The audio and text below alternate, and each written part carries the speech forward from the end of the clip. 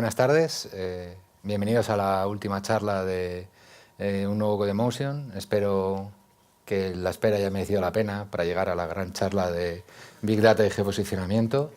Sé que no vinisteis por John Romero, sino por mí, Jorge López Maya, pero bueno, ahora vamos a desvelar por qué cuando mezclamos Big Data y geoposicionamiento nos encontramos con una gran frase de Doctor Who, que es que todo es más grande en el interior, ¿vale? Primero me gustaría presentaros el índice que voy a seguir en esta charla, por si alguien quiere huir a tiempo para llegar a las closing notes. Primero me voy a presentar a mí mismo y a la empresa que me ha permitido venir hasta aquí. Luego voy a explicaros por qué el término clave-valor es tan importante en el mundo del Big Data. Luego, basándome en mi experiencia actual y en el mercado, por qué es tan importante el análisis del geoposicionamiento. Y después cómo mergeamos, que es el final del topic de la charla, tanto el mundo del geoposicionamiento como el mundo de los análisis de las grandes cantidades de datos. Y ya para terminar, una última sección de preguntas y respuestas que espero saber responder o poder responder, y si no, buscar la excusa más humorística posible para que os convenza. Pero empecemos. Este simpático señor de la foto soy yo, mi nombre es Jorge López Maya. Llevo dedicado a esto del Big Data sobre unos 7 años aproximadamente. Como podéis ver, esas son mis skills. Estoy muy especializado en Spark, un poquito en Scala, y también sé cosas de Hadoop, de Mesos, que es la MS que está ahí, que normalmente la gente no lo conoce. Y ahora, por suerte o por desgracia, me ha tocado trabajar mucho con Amazon y me estoy haciendo un máster de cómo no hacer que mi empresa se arruine utilizando Amazon Web Service.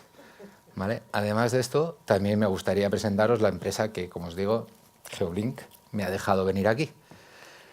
¿Cuál es el objetivo de GeoBlink? Es buscar la solución definitiva para el Location Intelligence, que es una nueva palabra que se está desarrollando en el mundo empresarial, que lo que busca es dar las mejores insights a los negocios de cualquier tipo. No tienen por qué ser grandes negocios, también nos hemos basado en pequeñas pymes, basándose en datos geoposicionados.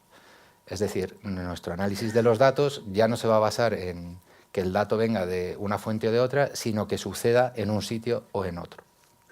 ¿Ok? ¿Y cómo hacemos eso? Lo hacemos mediante una primera recolección de los datos, en el cual ya no solo cogemos datos de Open Data, que también, del censo y demás, datos públicos, sino que esos datos los mezclamos con datos que son de partners, hemos comprado a terceros o demás. Como podéis ver, son grandes empresas a las que tenemos partnership o con las que trabajamos, como telcos y bancos, y luego os imagináis que todos esos datos en bruto no tienen mucho sentido. Hay que transformarlos de una determinada manera para desde una app muy vistosa, es una aplicación web que incluso se puede ver en un Mac y demás, podemos dar insight desde una manera muy sencilla a gente que no tiene por qué estar tan familiarizada con el mundo del dato. Entonces, como os estoy hablando, nosotros movemos muchos datos, tenemos una gran cantidad de datos. Entonces tenemos un departamento del cual yo pertenezco que se especializa en Big Data. Entonces, de aquí en adelante vamos a hablar de grandes cantidades de datos. Pues un concepto que se lleva muchísimo en el mundo del Big Data es el clave-valor. Yo cuando empecé con todo esto, nadie sacó tiempo para decirme por qué clave-valor es tan importante, a qué se debe que todo el mundo hable de esto, que haya bases de datos que directamente se llamen bases de datos de clave-valor, que la mayoría de las operaciones de Spark se llamen by key, etc, etc. Entonces, ¿por qué es tan importante? Vayamos al principio de la historia del Big Data. ¿Cuándo nace el Big Data? No nace hace 5 años, no nace con Spark, nace hace más tiempo, en los primeros años de los 2000, últimos años de 1990. ¿Vale? De hecho, la primera aparición creo que es de 1997, del término Big Data me refiero, en un paper de la NASA. ¿Por qué nace el Big Data o a qué se debe? A que ya las cantidades de datos que generan tanto las empresas como nosotros como individuos son tan grandes que ya no nos caben en una máquina commodity. Cuando me refiero a una máquina commodity no quiero decir que no quepan en una máquina, porque tenemos grandes data warehouse, grandes herramientas de datos, pero son extremadamente caras Y tanto el conocimiento experto como el mantenimiento de estas tecnologías son muy caras para las empresas. Entonces nace una nueva versión de afrontar los problemas que lo que busca es, mediante tecnologías open source y un mantenimiento más barato, solucionar la misma papeleta que estaban resolviendo esos grandes almacenes de datos. Perdón. Además, el dato está creciendo exponencialmente. Aquí estamos un determinado número de personas, que todo el mundo tenemos un móvil y no sé si lo sabéis, ahora mismo estáis enviando datos, aunque tengáis el móvil, prácticamente si no lo tenéis en modo avión, en cualquier otro modo de vuestro teléfono estáis enviando datos, ya sea a la empresa telco que os está dando servicio, al wifi o yo qué sé, a Google Maps o al Tinder o lo que tengáis ahora mismo cada uno. Entonces, esos datos están creciendo de manera exponencial, cada vez generamos más datos con los mismos dispositivos. Y todo eso hay que mantenerlo, hay que almacenarlo y hay que procesarlo. Además, la gente que tuvo la osadía de seguir haciendo procesamientos verticales, escalabilidad horizontal, es decir, si algo no me cabe en mi máquina, me compro uno más grande. Caballo grande, ande o no ande. Entonces, toda esa gente ha sufrido muchas integraciones, muchos cambios de máquinas, muchos versionados que tienen en común dos factores. Son extremadamente caros y son muy propensos al fallo. Si en cualquier momento de vuestra migración se pierde un dato, estáis fastidiados. Entonces tendréis que volver a procesar, sería todo mucho más caro, etc. Entonces, ¿qué soluciones tuvo la gente? ¿A quién se le va a ocurrir la primera solución del Big Data? Pues, cómo no, a Google. Google, creo que son en 2006, no estoy muy seguro, un poquito antes, decide liberar cómo ellos llevan gestionando el almacén de información durante bastante tiempo. Y como esta gente es muy inteligente, y como dijeron en American History X, cuando tú no sabes hacer algo, copia a alguien que lo haya hecho mejor. Esta gente se basó en uno de los mejores estrategas de la historia, que es Julio César, que dijo en su día, divide y vencerás, divide et impera. Es decir, Google dijo, voy a buscar una clave por la cual agrupar todos nuestros valores, todos nuestros datos, para que podamos almacenarla en distintos en distintos ordenadores commodity, mientras yo la puedo procesar buscando solamente la información de cada uno de esos datos, de esos ordenadores commodity. Con eso ahorramos tantos costes como en tiempo, porque ya podíamos procesar en paralelo distintas unidades de información. Además de eso, nuestras propias herramientas son más baratas, lo cual está todo muy bien, pero tiene un problema. Ahora, para atacar un problema, tenemos que saber el dato que compone ese problema. Es decir, si os enseño esta pantalla donde hay 6 figuras geométricas y os digo, vamos a agregar esta información, podéis pensar, pues agregamos por tipo de figura, ¿no? Todo estaría muy bien, todo sigue almacenado en el mismo sitio y todo está guay. Más o menos la distribución de los datos, como podéis ver, es regular. Si nos basáramos en otro tipo de característica del dato, como puede ser el color, no estaría tan bien repartido. Y entonces todo funciona bien. Pero, ¿qué pasa cuando metemos una segunda variable? Vamos, además de decir que tenemos estas figuras geométricas, vamos a decir cuánto espacio ocupan cada una de estas figuras geométricas. Si decimos que las primeras 4 figuras, como forma aquí, ocupan 3 gigas, nuestra repartición del dato es horrible. Hay 2 máquinas que tienen casi más del doble de almacenamiento y estarán procesando más del doble de información que una tercera. Con lo cual, para cuando acabe la primera, la última ya hará tiempo que habrá terminado. Perdón. Ok, pues entonces, ¿qué es lo que tenemos que hacer? Hacer un nuevo estudio del dato y buscar una característica común. Si, por ejemplo, decimos, vamos a almacenar todos los datos que si la figura tiene menos de 3 vértices, los metemos en uno, y si tiene menos de 4, los metemos en uno, y si tiene más de 4, los metemos en otra máquina. Entonces, ¿qué es lo que pasa? Que tenemos una distribución perfecta del dato. Todo se va a procesar a la vez, todo se va a almacenar utilizando máquinas mucho más eficientes y todo va a ir perfecto. Pero para llegar a este punto hemos tenido que estudiar el dato y lo hemos tenido que estudiar muy bien. Con lo cual ya no nos podemos basar en que tengo que hacer un select porque este dato viene de tal forma, sino que me tengo que meter a darle un significado a cada uno de esos datos. Esto requiere mucho procesamiento y tanto es un problema de procesamiento como de almacenamiento. Igual que hemos puesto cantidades de gigas que ocupan en una máquina, imaginaros que hablamos de tiempos también de procesamiento. Necesitamos tener más o menos los tiempos paralelos en cada una de nuestras máquinas para que todo vaya bien y todo fluya en un puzzle cósmico perfecto, ¿vale? Probablemente ahora mismo Spark, no es casualidad de que yo lleve 4 años trabajando con Spark, es porque ahora mismo es el motor de computación distribuida más importante del mercado, aunque hay otros que poco a poco van creciendo y van ganando popularidad, con lo que a partir de ahora solo vamos a hablar de Spark. Prefiero presentaros una solución en la cual he trabajado y que más o menos he estudiado, que no hablaros de todas las que existen y que nos volvamos a perder entre todo el mundo de tecnología que hay alrededor del Big Data. Además, os podéis imaginar que si encontrar una clave para equilibrar nuestro funcionamiento es primordial para batch, es decir, para hacer un proceso nocturno, almacenar la información y todo esto, es igual o más crítico para el caso de streaming.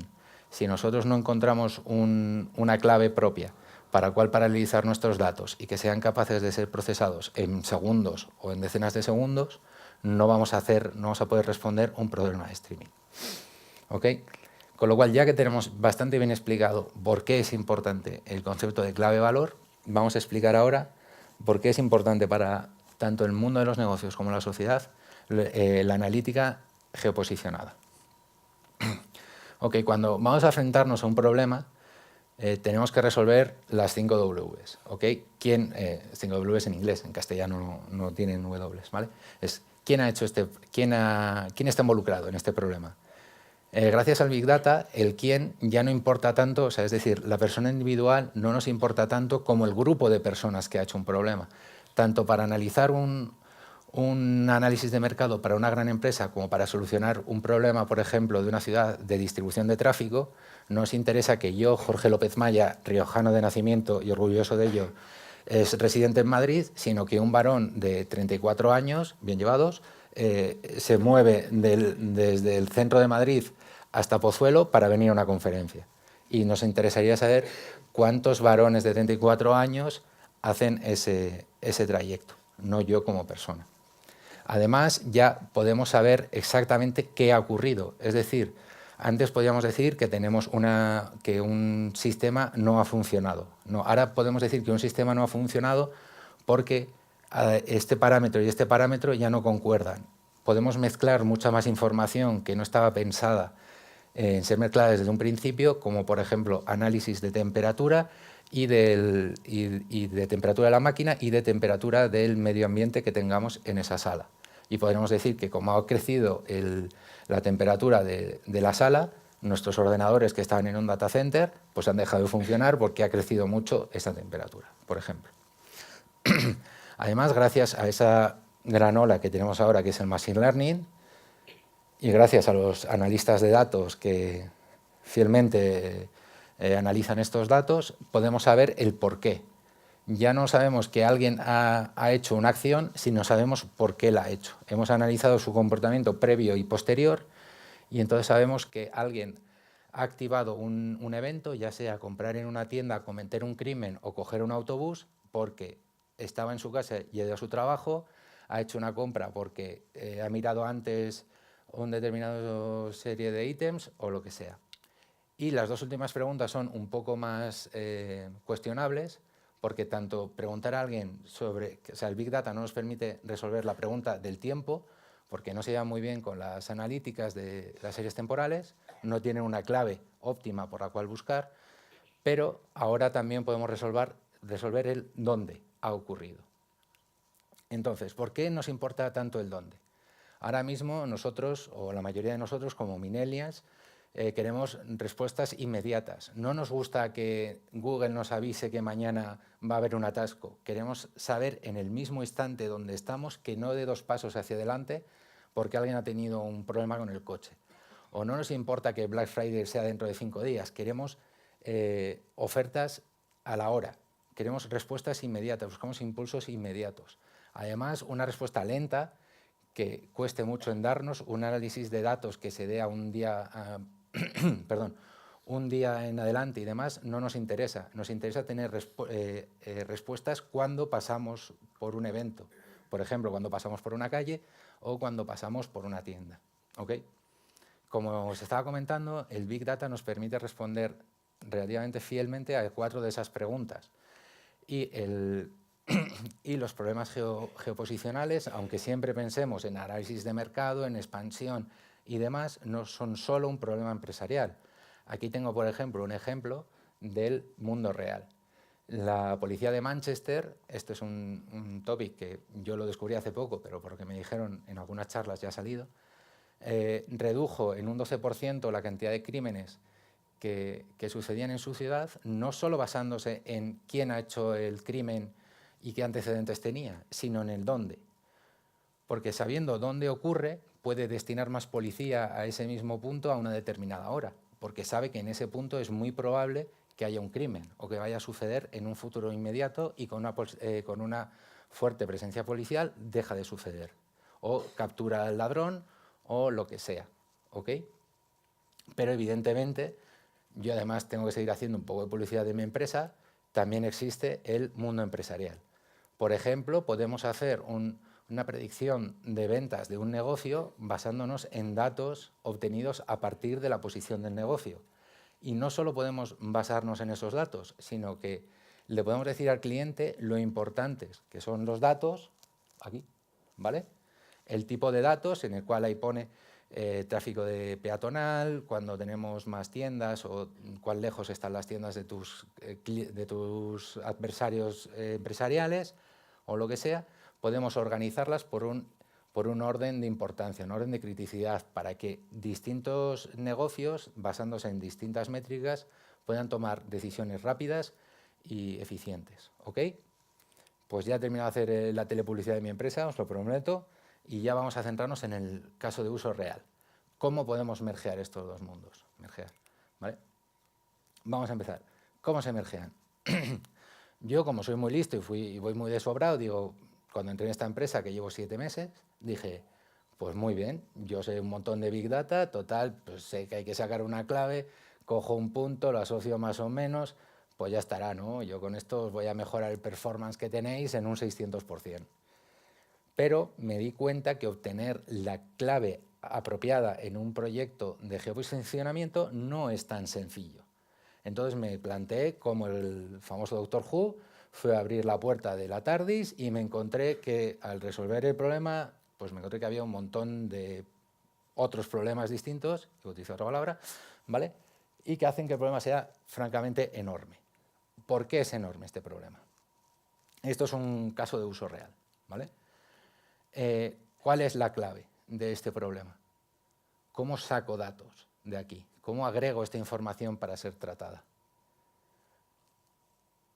Deberíamos de basarnos en el propio dato, es decir, en la posición X e Y, pero una posición X e Y, tanto para una empresa como para una persona, como para un ayuntamiento, no valen para absolutamente nada. Hay que darles un significado, y no solo un significado a nivel lógico, un significado que nosotros como humanos sepamos interpretar de una manera visual. No nos vale decir en el cuadrante X, Y, Z, sino tendremos que decir que está en la calle Preciados o que está en el código postal X o Y. Con lo cual ya todo esto que estamos obteniendo nos hace que el problema sea más complicado. No podemos sacar datos, no podemos sacar una clave de los datos por sí mismos, sino que nos tenemos que basar en otro tipo de geometrías también que hay que intersecar con nuestros propios datos. Es decir, necesitamos el conocimiento de cómo está distribuido el mapa global, en este caso lo tenemos distribuido por códigos postales, y a cada uno de nuestros datos le tenemos que hacer una intersección. Ok, el problema de intersección puede parecer algo sencillo, puede parecer algo que dices, bueno, pues coges un punto, tienes una geometría, pues que entre dentro. Una máquina no entiende esto que entre dentro. Hay que buscarle algún tipo de operación matemática que sea capaz de resolver y que sea capaz de resolver de una manera eficiente. Porque pensar que si tenemos esta cantidad de puntos, si tardamos minutos a la hora de hacerle simplemente asociarle una clave a ese valor para poder ser tratado, no vamos a llegar a ningún lado. Entonces, el cálculo de la intersección es primordial. Y cuando yo investigué un poco de cómo hacen las intersecciones estas tecnologías, me encontré que la hacen así. Nosotros tenemos esos 3 puntos y queremos intersecarlos sobre esa geometría grande. ¿Ok? Como podéis ver, la geometría no es algo que nosotros esperemos, no es un cuadrado, no es un triángulo. Esto es una geometría que puede pasar en el mundo real. ¿Ok? Si veis el punto de la izquierda, el punto negro, y nosotros trazamos una línea recta en dirección norte, ¿ok? Y vemos cuántas veces intersecan las dos geometrías, si ese número de intersecciones es impar, podemos decir que está dentro. ¿Ok? Pero si por el contrario vemos el siguiente punto, trazamos una línea recta y contamos el número de intersecciones y vemos que es par, podemos asegurar que no está dentro de nuestra geometría, está fuera. Y por supuesto, si tenemos un tercer punto en el cual dibujamos una línea recta de 90 grados hacia el norte y no interseca nunca, evidentemente no está dentro de la intersección, no está dentro de la geometría, perdón. Pero si alguna vez habéis trabajado con puntos y geometrías, trabajar con este nivel de complejidad de datos cuesta mucho, porque nosotros lo vemos muy sencillo, pero si este segundo punto azul decimos que está en África y la intersección que queremos hacer es una geometría importante, como por ejemplo La Rioja, la distancia que hay entre los 2 puntos es tan grande que el cálculo de intersecar uno con otro no nos viene bien, nunca lo vamos a considerar óptimo. Es decir, va a tardar tanto en asignar una clave con la cual tanto trabajar como almacenar que no nos merece la pena. ¿Ok? Entonces, ya sabemos que tiene un coste muy grande, eso está claro, y sabemos que, perdón, que solamente tenemos que aplicar este tipo de operaciones de intersección cuando es probable que nuestras dos geometrías intersequen. No queremos hacerlo en otro momento. Además, tenemos que encontrar alguna forma de que esta operación de intersecciones sea más eficiente de lo que es esto que he dibujado. ¿Ok? Pues entonces, para resolver la primera pregunta, ¿vale? O sea, lo primero que os tengo que decir es que encontrar una clave propia para el mundo geoespacial no es sencillo. No existe ninguna fórmula mágica. No existe algo que dices, lo multiplico por 27 y lo divido entre 10 y ya tengo la clave. Eso no existe. ¿Ok? El problema de la clave, como os digo, es el peor de los problemas que tenemos en el mundo geoespacial. Luego el resto de agregaciones y demás no es tan complicado. No digo que no sea complicado, he dicho que no es tan complicado. ¿Ok? Y además, tanto las herramientas de almacenamiento para poder almacenar la información de una manera eficiente basándose en geoposición y las tecnologías de procesamiento para poder paralelizar el procesamiento basándose en geoposición tienen el mismo problema. Gracias a Dios existen índices geoespaciales de bases de datos como puede ser PostGIS o puede haber salido otra serie de índices que ahora nombraremos que nos van a ayudar mucho. Pero nuestro principal problema es este de aquí. Nosotros vamos a poner el caso que queremos contar el número de personas que hay en Estados Unidos. Lo lógico, si tenemos que particionar nuestro problema, sería hacer esto de aquí. Cogemos Estados Unidos y lo partimos por cuadrículas, ¿no?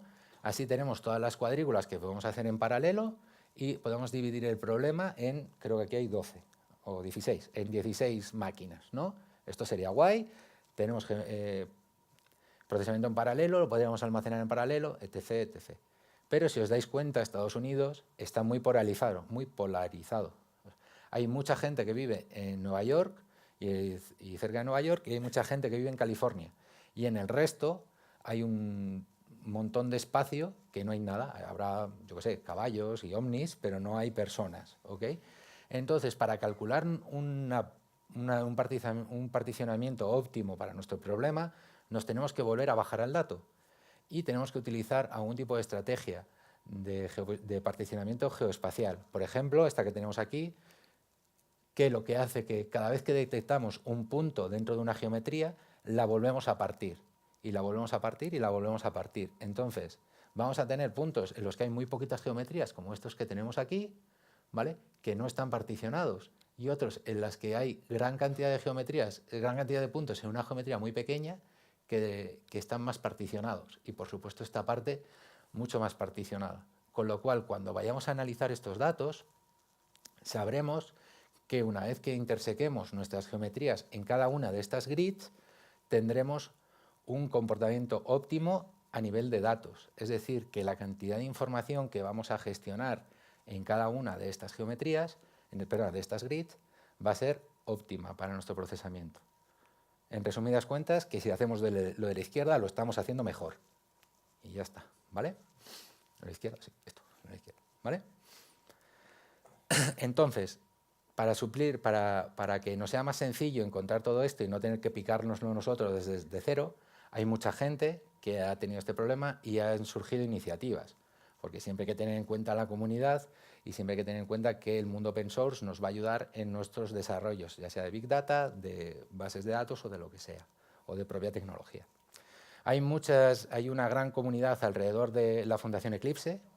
Yo no sabía que existía la Fundación Eclipse, el IDE de datos, y que está especializado en localización. Se llama Location Tech, como está aquí arriba, y tiene varias iniciativas, entre ellas 2 del Big Data para tanto almacenamiento como procesamiento, que son muy importantes. Son GeoWave y GeoMesa. Hablaremos de ella más adelante. Pero como yo os decía, yo soy un experto en Spark. Entonces, cuando cogí y me afronté a este problema, lo primero que hice fue buscar geoposicionamiento y Spark. Y me salieron 2 grandes candidatos. GeoSpark, se comieron mucho el nombre, y Magellan, ¿vale? GeoSpark, perdón, como os decía, aunque yo siga hablando de Spark, hay muchas iniciativas que tratan otros motores de procesamiento. Por ejemplo, GeoMesa trata Kafka, hablaremos un poquito de GeoMesa al final, ¿vale? Pero yo lo que yo quiero es probar realmente GeoSpark y GeoMesa. ¿Cuál de los 2 me quedaría? Entonces yo cogí, busqué en una tablita y dije, voy a buscar cuáles son las principales características de los motores de procesamiento que yo conozco y que he podido encontrar. Por resumiros, que yo he podido encontrar basados en Spark. Por resumiros un poquito todo lo que veis aquí, si os fijáis, el único que tiene todos los tics y tiene un múltiple es GeoSpark. ¿Ok? Todos los demás, ya sea porque no se puede trabajar a nivel de RDD, que es el nivel más básico en Spark, o porque no se pueden trabajar distintos tipos de índices, no son tan óptimos para nuestro funcionamiento como lo es GeoSpark. Así que de aquí en adelante me voy a centrar en hablar de GeoSpark. Aunque para decir por qué he cogido GeoSpark, quiero decir por qué he descartado Magellan. Magellan está desarrollado por la propia gente que hizo Spark. Está desarrollado por Databricks. ¿Cuál es el problema? Que lo hicieron ellos y como ellos entienden, pues han decidido que no lo van a documentar. Con lo cual, para los pobrecillos que lo queremos leer y que no tenemos un nivel de inglés extremadamente alto, como es mi caso, pues no me he enterado de absolutamente nada, no he sabido crear un RDD utilizando Magellan y no he podido hacer nada, ¿vale? Entonces, me he centrado mucho más en GeoSpark y de aquí en adelante solo voy a hablar de GeoSpark, aunque los 2 cumplan grandes propiedades como optimizar la query y ese tipo de desarrollos, ¿ok? Entonces, ¿cómo optimiza queries y cómo trabaja GeoSpark?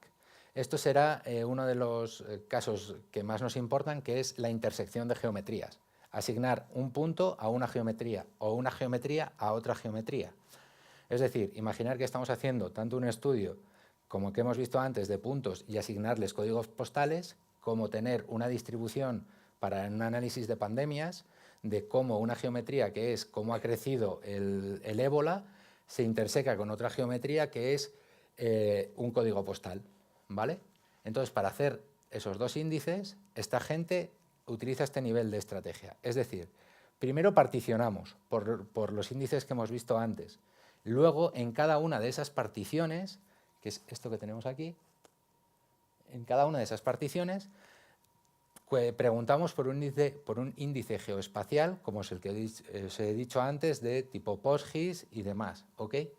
Y en el caso que no lo queremos evitar, o sea, que no lo queremos tratar, que es que una geometría esté en distintas particiones, porque es demasiado grande, como podéis ver aquí, 2 geometrías pertenecen a 4 cuadrículas de la grid, ¿ok?